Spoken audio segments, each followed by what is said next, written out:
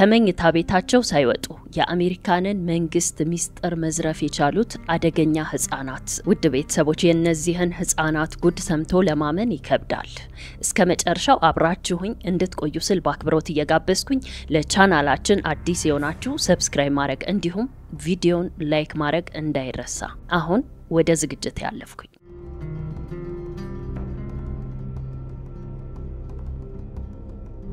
Hello? John Brennan? Who is this? You're a f***ing loser. How did you get this number? It was so f***ing easy, bro. You're such a d***. What do you want? I don't want anything. I already f***ing own you. How much do you want? We want $5 trillion. በኦክቶበር 2015 ቀዝቃዛ የክረምት ወራት ጆን ብሬነር የተባለው የአሜሪካ ሴንትራል ኢንተለጀንስ ኤጀንሲ ኃላፊ የሆነው ሰው ከማይታወቅ ቁጥር የስልክ ጥሪ ይደርሰዋል ይህ የስልክ ጥሪ እንደምናስበው ቀላል አልነበረም የአሜሪካን ትልልቅ የመንግስት ኃላፊዎች እንደዚሁም የሳይበር ደህንነት ጥቃት ተከላካዮችን እጅግ ጭንቀት ውስጥ የከተተና ያወዛገበ ነበር በእንግሊዝ ኢንግሊተራ በሚገኝ አንድ መኖሪያ ቤት ውስጥ የ15 ዓመት ታዳጊ ልጅ ተቀምጦ ሞባይሉን በእጁ ይዟል ከተወሰኑ ደቂቃዎች በፊት ያደረገውን ወይም የሰራውን ማመን ተስኖታል ይህ ታዳጊ አደንዛዥ እጽ እየወሰደ ነበር ራሱንም ክራካ በማለት ሰይሟል ይህ ታዳጊ በአብዛኛው በተለየ ሙድ ውስጥ ወይም በራሱ ዓለም ውስጥ የሚኖር ሲሆን በተለይም ከደቂቃዎች በፊት የሰራው ወይም ያከናወነው ድርጊት ያስደሰተው ይመስላል ይህ ታዳጊ ክራክስ ዊዝ አቲቲዩድ የተባለ የሃከሮች ቡድን ውስጥም አባል ነው ይህ ታዳጊና መሰሎቹ በማይታመን ሁኔታ የአሜሪካ የደህንነት ተቋም ኮምፒውተር ውስጥ ገብተው በዚህ መስሪያ ቤት ውስጥ ያላደረጉትን ጠይቁኝ በአጠቃላይ የሀገሪቱን ሚስጥር ሁሉ እጃቸው አስገቡ ሲቀጥልም የኤፍቢአይ ኃላፊዎችን በእያንዳንዳቸው ኢሜል ውስጥ እየገቡ ያገኙትን ሚስጥር ሁሉ ከዘረፉ በኋላ ጁሊያን አሳንጅ ለተባለ ታዋቂ የአውስትራሊያ ጋዜጠኛና አክቲቪስት ነበረ ይህንን መረጃ አውጥተው የሸጡለት እነዚህ እድሜያቸው ከ15 ያልበለጠ ታዳጊዎች በኢንተርኔቱ ዓለም ታይቶም ተሰምቶም የማይታወቅ እብደት ነው ያከናወኑት የእነዚህን ታዳጊዎች የማይታመን ታሪክ ለመስማት እስከ መጨረሻው አብራችሁን ቆዩ በ2008 ዓመተ ምህረት ዲፎልት የተባለ በአሜሪካ የሚኖር ታዳጊ ይህ ልጅ እንደማንኛውም የእድሜ ኩዮቹ ቪዲዮ ጌም መጫወት ይወዳል ሲቀጥል ደግሞ ውሻ በጣም ይወዳል ውሻ አለችው ይንከባከባታል እንደዚህ አይነት ውሎ ነበረው አባቱ ደግሞ በመንግስት መስሪያ ቤት ውስጥ ተቀጥሮ ይሰራል ይህ ታዳጊ በሚጫወታቸው የቪዲዮ ጌሞች ላይ በብዛት ማታለልን ይጠቀም ነበር እናም ሳያስበው ለመደበት ይህ ማታለል ከኮምፒውተር ጋር የበለጠ እንዲተዋወቅና ማድረግ የሌለበትንም እንዲያረግ ይገፋፋው ጀመር እናም ይህ ታዳጊ ልጅ ከኮምፒውተር ጋር የበለጠ ከመግባባቱ የተነሳ ኮምፒውተር እንዴት ያዘዘውን ሁሉ ሊፈጽምለት እንደሚችል አንድ ባንድ አጠና በ2008 ዓመተ ምህረት በሚገርም ሁኔታ ሃከሮች ከፍተኛ እንቅስቃሴ እያደረጉ የነበሩበት ወቅት ነበር በወቅቱ አናኒሞስ የተባለ የሃከሮች ቡድን በከፍተኛ እንቅስቃሴና ስራው ይታወቅ ነበር ዲፎልት የተባለው ታዳጊም እነዚህን ቡድኖች በጣም ያደንቃቸውና ይወዳቸውም ጀመር ይህ አናኒሞስ የተባለ የሃከሮች ቡድን ዓለም ሁሉ እንዲፈራው ለማድረግ ቆርጦ የተነሳና ያደረገም ነው የዚህ አደገኛ ቡድን አባላቶችም ከመኝታ ቤታቸው ንቅንቅ ሳይሉ ነው ማድረግ የሚፈልጉትን ሁሉ የሚያደርጉት እናም ዲፎልት የተባለው ታዳጊ ስለ ኮምፒውተር ካወቀ በኋላ እነዚህን ቡድኖች አግኝቶ ለመቀላቀል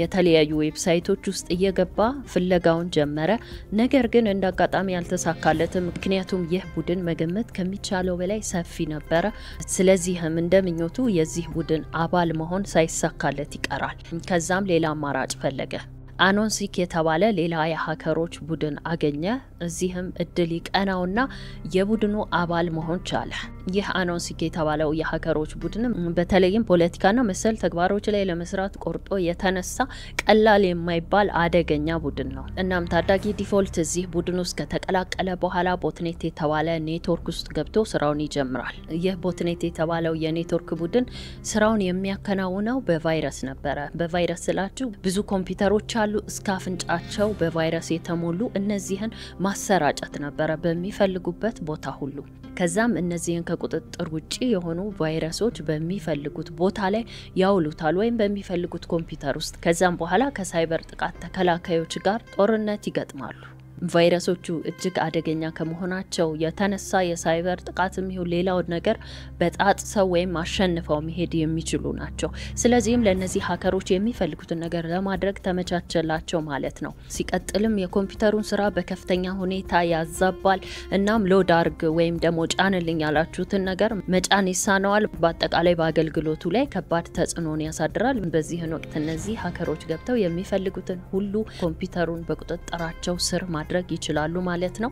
እናም ታዳጊ ዲፎልት በዚህ ስራ ላይ ጠልቆ ገባ፣ ሁሉንም ነገር አወቀ። ይህን ስራ ያከናወኑ ባለበት ጊዜ ዊንድሶር የተባለ በካናዳ የሚገኝ ትልቅ የጤና ኮሌጅ እጃቸው ላይ ይገባል። ታዳጊው ዲፎልት በዚህ ትልቅ የጤና ኮሌጅ መረጃ ውስጥ ገብቶ መበርበር ይጀምራል። ወይም የትምህርት ቤቱ ኮምፒውተር በቁጥጥራቸው ስር ሆኗል። የትምህርት ቤቱን አጠቃላይ መረጃዎች ገብቶ በሚበረብር ጊዜ ምንድነው ያገኘው? $9,400,000 ተማሪዎቹ እዳ እንዳለባቸው ነበር ያወቀው። እናም እነዚህም መረጃዎች ዲሌት ማድረግ ትፈልጋለህ የሚል አማራጭ ነበር የመጣለት። ይህ ታዳጊ ዲሌት የሚለውን ኦኬ ብሎ ሁሉንም መረጃዎችና እዳዎች ከኮምፒውተሩ ላይ ነፃ አድርጓቸዋል። ዲፎልት አንድ ፖድካስት ላይ ቀርቦ ለምን ዲሌት አደረከው በሚባል ጊዜ አንዳንድ ተማሪዎች ከ70,000 እስከ $100,000 የሚደርስ እዳ አለባቸው። ስለዚህም ይህንን ከየት አምጥተው ይከፍሉታል? ረጅም ጊዜ ይፈጅባቸዋል ብዬ ከእዳ ነፃ አርጋቸዋለሁ ብሏል። and widely recognized hacking group. Hackers with the group Anonymous. Citizens of the world. በዚህ ስራውም እጅግ ኩራት ተሰማው። ከጊዜ ወደ ጊዜ ያከናወነ የሚሄደው ነገር ትልቅ እርካታንም ይሰጠው ጀመር። በብዛት ያከናወነ ያለው ነገር ሰዎችን ወደ መርዳትም የሚያመዝን ነበር። በ2014 በዴንማርክ እጅግ የማይጠበቅና ለማመን የሚከብድ ድርጊት ይፈጸም ጀመር። እሱ ምንድነው? በእንስሳቶች ላይ የሚደረግ ጥቃት ነበር። እዚህ ሁኔታ ላይ የምትሳተፈው ዴንማርክ ብቻ ሳትሆን እንደ ጀርመን እና ስዊድን ያሉ የአውሮፓ ሀገራትም ነበሩበት። ለረጅም ጊዜያትም ይህ ነገር ቀጠለ። በዴንማርክ የሚገኙ የእንስሳት መብት ጠባቂዎች ይህንን ሁኔታ ባለበት ለማቆም ሞክረው ነበር፣ ሳይሳካላቸው ይቀራል። ዲፎልት እንደሚናገረው ከሆነ እየሰራበት ያለው የሃከሮች ቡድን እዚህ ሁኔታ ላይ ለመግባት ያስገደደው ነገር ይህ ነገር ፈጽሞ ትክክል እንዳልሆነ ነው። በራሱ በኩል አስተያየት ይሰጠው። እኔ አሁን ውሻ አለኝ። ይህ ውሻ ምንም የማያውቅ ንጹህ ፍጡር ነው። እናም ይህን ውሻ የመሳሰሉ እንስሳቶች ላይ እንዴት ጨክነው እንደዚህ አይነት ነገር ያካሂዳሉ የሚል አይነት አቋም ነበረው። ከዛም እሱና መሰሎቹ የእንስሳቶችን መብት ለማስከበርና ይህንን ሁኔታ ለማስቆም እነዚህ ተቋማት ኮምፒውተር ውስጥ ይገባሉ። የዚህን ተቋም ኮምፒውተር በቁጥጥራቸው ስር ያደርጋሉ። ይህንን ሁኔታ ለማስቆም እሱና መሰሎቹ ወደ ዴንማርክ የመንግስት ኃላፊዎች የሚጠቀሙበት ዌብሳይት ወይም ኮምፒውተራቸው ውስጥ ሰተት ብለው ነበር የገቡት። ይህን ያውቁ ኖሯል። የዴንማርክ መንግስት የእንስሳቶችን ጥቃት ይፈቅዳል የሚል አረፍተ ነገር ነበር የጻፉት። ከዛም DDoS አታክ የተባለውን ፕሮግራማቸውን በመጠቀም ወደዚህ የእንስሳት ጥቃት ወደሚፈጸምበት ተቋም ዘው ብለው ይገባሉ። ከዛም የዚህ ተቋም ኮምፒውተር ላይ ያገኙትን መረጃ ሁሉ በማውጣት ለዓለም እንደዚሁም ለመላው አውሮፓ ያሰራጩታል። በዚህ ጊዜ ምንድነው የተሰራጨው መረጃ? አናኒሞስ የተባለውና ቅድም ያወራነው አደገኛው የሃከር ቡድን እሱ ነው ይህን ስራ የሚሰራው መረጃዎችን ያወጣው የሚል አይነት ወሬ ነበር የተሰማው። ታዳጊ ዲፎልት ይህንን ነገር ባወቀ ጊዜ ጥሩ ስሜት አይሰማውም። ምክንያቱም ከባባድ የሆኑ ሚስጥሮች ምን ጊዜም ወደ አደባባይ በወጡ ቁጥር ይህ አናኒሞስ የተባለው የሃከሮች ቡድን ነው ተብሎ ነው የሚወራውና ነገር ግን ይህንን ነገር ወደ አደባባይ ያወጡት እነዛኞቹ ቡድኖች ሳይሆኑ ይህ ታዳጊ ያለበት ሌላኛው አደገኛ የሃከሮች ቡድን ነው። ስለዚህ ይህ ነገር ሁሉ ጊዜ ምቾት አይሰጠውም። ይህ መረጃ በከፍተኛ ሁኔታ ተሰራጨ። ከዛም በዴንማርክ ፓርላማ ውስጥ ቀረበ። ምንም የሃከሮች ስራ ባይደገፍም ነገር ግን በዚህ ወቅት ላደረገው መልካም ተግባር በተለይም ይህ ታዳጊ ዋጋ ሊሰጠው ሲገባ ነገር ግን በተቃራኒው ምንም እጁ የሌለበት ሌላኛው ቡድን ነበር እየተሞገሰና እየተመሰገነም ያለው። በመጨረሻም የዴንማርክ ፓርላማ ይህንን ጉዳይ ተመልክቶ መፍትሄ ለማግኘት ተችሏል። በዚህ ጊዜ ዲፎልት በሃከርነት ስራው የበለጠ ያደገና ከጊዜ ወደ ጊዜ ብዙ ነገሮችንም ያወቀ የኢንተርኔት ምንዛሬ ወይም ዲጂታል ካረንሲ ከረንሲ ገና የወጣበትና እየተስፋፋ የነበረበት ጊዜ ነበር። በዚህ ጊዜ ዲፎልት ከ1000 በላይ የሚሆን ቢትኮይን ለመሰብሰብም በቅቶ ነበር።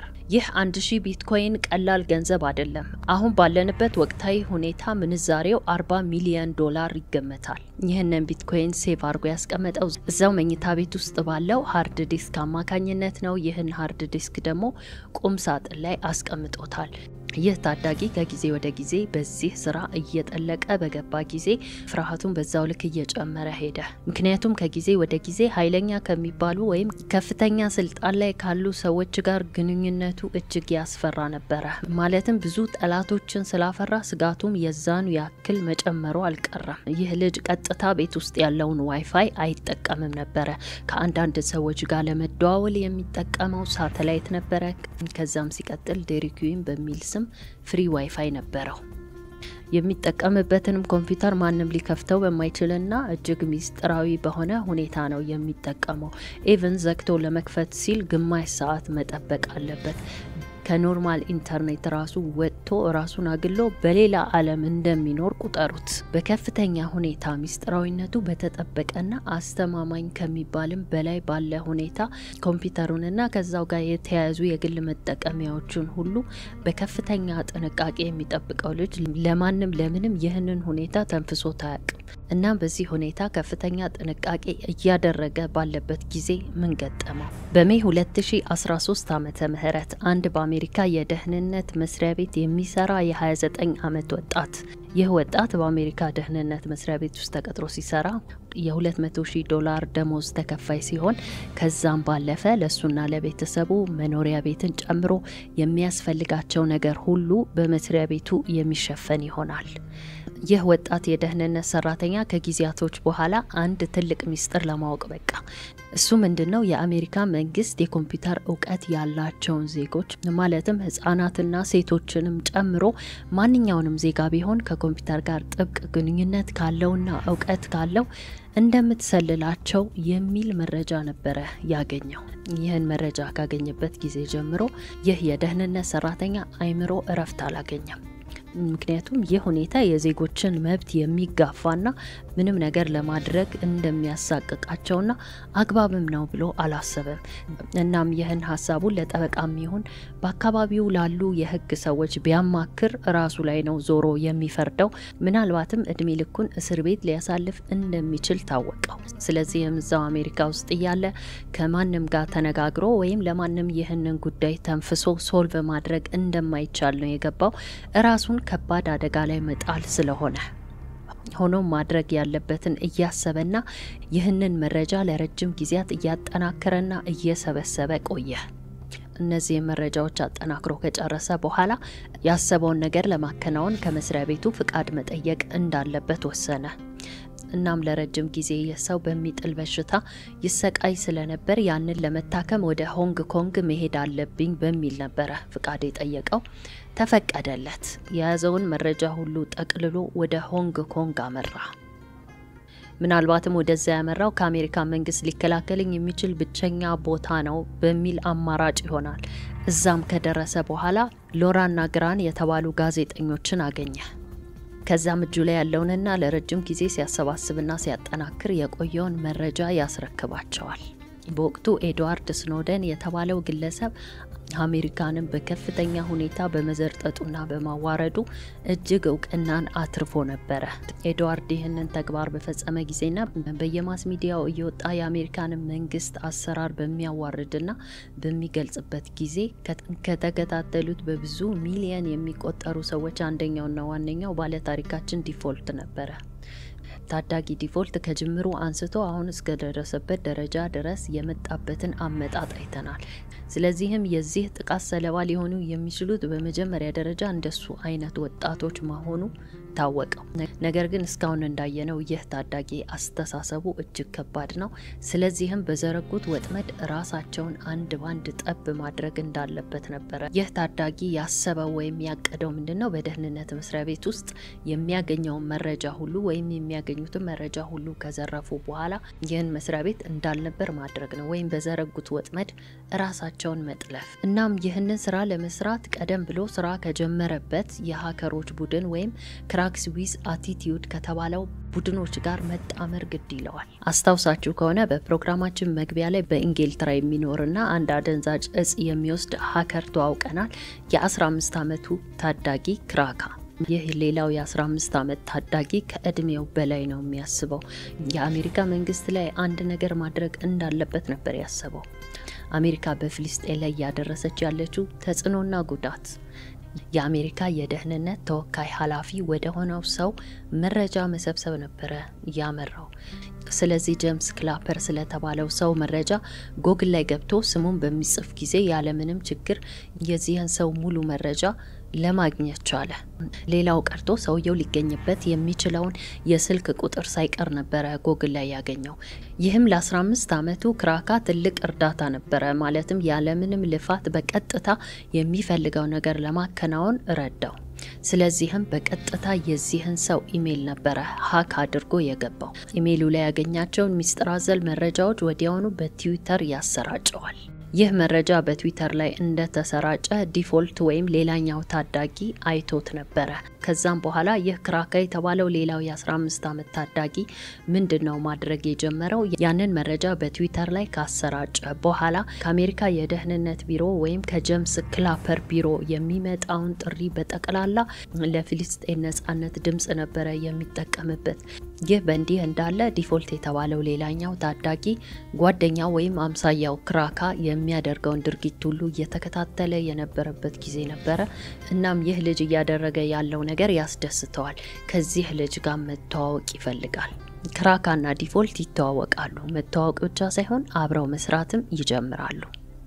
የአሜሪካ የደህንነት ቢሮ ከግራ ከቀኝ እየወረደበት ያለውን ውርጅብኝ መሸፈን ስለነበረበት ጄምስ ክላፐር የተባለው ኃላፊ ወደ ሚዲያ ወጥቶ ይህ ፍጹም ከእውነት የራቀ መረጃ እንደሆነና አሜሪካ ለማንም ለምንም ቢሆን ሰላይ እንዳልሆነች ነበር የተናገረው። ከዛም ክራካና ዲፎልት የተባሉት ታዳጊዎች እንደዚሁም የCWA ወይም ክራክ ዊዝ አቲቲዩድ የተባለው የሃከሮች ቡድን ጋር በመተባበር የአሜሪካንን የደህንነት መስሪያ ቤት እንዳልነበር ለማድረግና እነሱ የሚተማመኑበት ኃይላቸው ምንም እንዳልሆነ ለማሳየት ነበር የሞከሩት። ከዛም የአሜሪካ የደህንነት መስሪያ ቤትን ኢሜሎችና መረጃዎች እንዳለ ሃክ አድርገው ነበር የገቡት። አንድ ባንድ የተቀጣሪዎቹን ወይም የደህንነት መስሪያ ቤት ሰራተኞቹን ኢሜሎች ሃክ ያደረጉ የሚፈልጉትን መረጃ እንደልባቸው መዝረፍ ጀመሩ።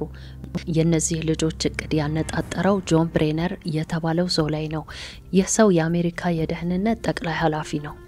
እናም የጆን ብሬነርን መረጃ ለማግኘት ወደ ጎግል ነበር ያመሩት።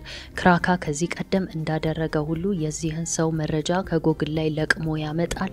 ከዛም በኋላ በቀጥታ የደወለው ወደ አሜሪካ ደህንነት መስሪያ ቤት ነበር። ምክንያቱም የሰው የሚጠቀምበት የግል ኢሜሉ እንደዚሁ መረጃ የሚለዋወጥባቸው ሌሎች አድራሻዎች ካሉት ለማግኘት ነበር። እናም እዛው ጎግል ላይ የተዘዋወረ በሚመለከትበት ጊዜ አንድ መስሪያ ቤት ያል ይህ መስሪያ ቤትም ከአሜሪካ ደህንነት ተቋም ጋር አብሮ የሚሰራ መስሪያ ቤት መሆኑን ያጣራል። ከዛም የዚህ ልጅ ድፍረት በጣም ያስገርማል። ቀጥታ ወደ አሜሪካ ደህንነት መስሪያ ቤት ይደውልና እዛኛው መስሪያ ቤት ተቀጥሮ የሚሰራ ኃላፊ መሆኑን ገልጾ ለስራቸው መቃናት አንድ ፓስወርድ ሊጠይቃቸው እንደደወለ ነበር የነገራቸው። በጣም በሚያስገርም ሁኔታ የአሜሪካ የደህንነት መስሪያ ቤት የሚሰራውና ስልኩን የተቀበለው ሰው ምንም ጥርጣሬ ሳይኖረው ለዚህ ልጅ የሚፈልገውን ፓስወርድ አሳልፎ ይሰጠዋል። ምክንያቱም የእነዚህ ችግር ለመፍታት አብሯቸው ሊሰራ ከተስማማው መስሪያ ቤት የደወለ ሰው ነው የመሰለው። እናም ተሸወደና የሚፈልገውን ፓስወርድ ሁሉ ሰጠው።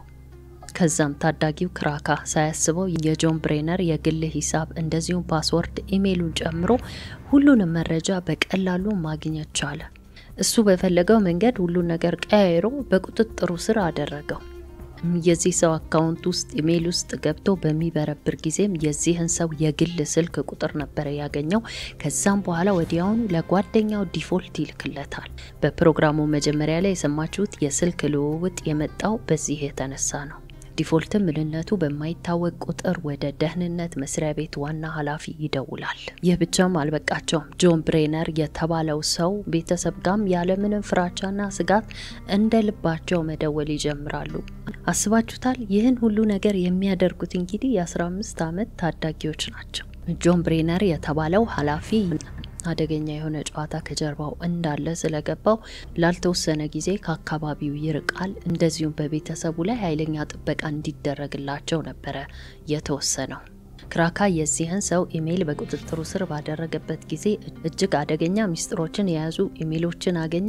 እነዚህም ሚስጥራዊ ኢሜሎች ስክሪንሾት ያነሳና በትዊተር ላይ ይለቃቸዋል።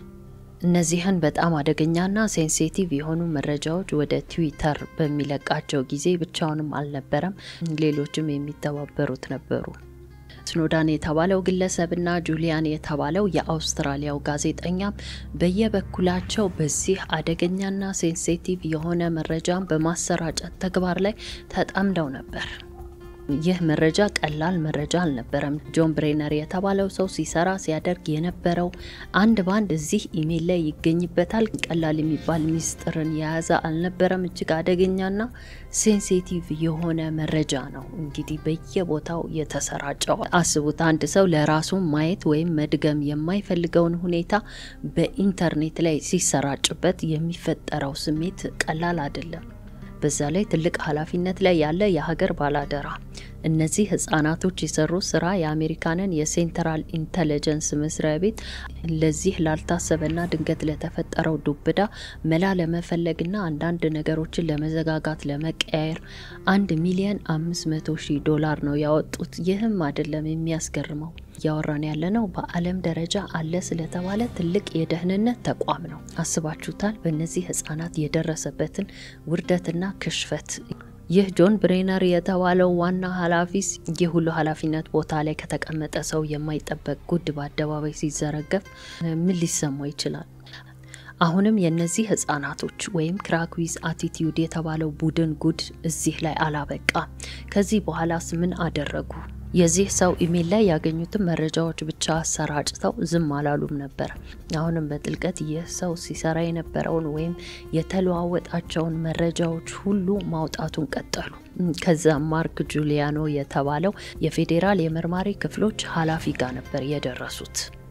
ከዚህ ሰው አካውንት ላይም የፌዴራል የመርማሪዎች ቢሮ ተቀጥረው የሚሰሩ ሰራተኞችን ሲቀጥል ደግሞ እዛው የደህንነት መስሪያ ቤት ውስጥም ያሉ ሰራተኞችን ብዙ ሚስጥራት ማወቅ ቻሉ።